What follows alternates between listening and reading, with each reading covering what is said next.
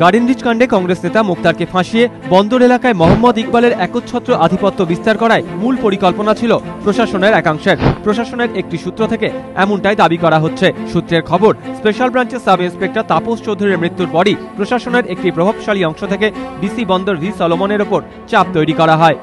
বলা হয়, তৃণমূল কাউন্সিলর মোহাম্মদ ইকবাল গার্ডেনরিচ থানায় একটি এফআইআর দায়ের করবেন। তাতে বলা হবে, মুক্তার তাঁর ওপর গুলি চালিয়েছেন আর তাঁকে বাঁচাতে গিয়েই তাপস চৌধুরীর মৃত্যু হয়েছে। যখন ডিসি বন্দরকে এই চাপ দেওয়া হয়, তখন তার অধস্তন অফিসাররাও সেখানে উপস্থিত ছিলেন।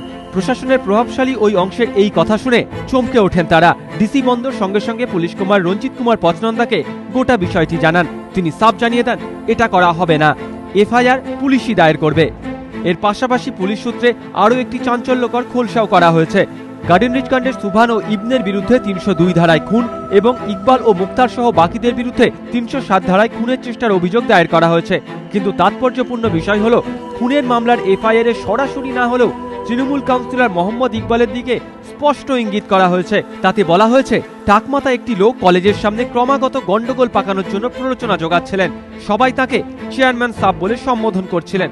অর্থাৎ এফআইআরে স্পষ্ট ইঙ্গিত দেওয়া হচ্ছে ১৫ নম্বর বড় চেয়ারম্যান তৃণমূল কাউন্সিলর মোহাম্মদ ইকবালের দিকেই। প্রথমে চাপের মুখে নথি স্বীকার না করে ইকবালের এফআইআর নিতে অস্বীকার করা এবং তারপর খুনের মামলার এফআইআরে ইকবালের দিকে ইঙ্গিত করার জন্যই রঞ্জিত কুমার পচনন্দার ওপর সরকারের খাড়া নেমে এলো বলে মত রাজনৈতিক মহলের।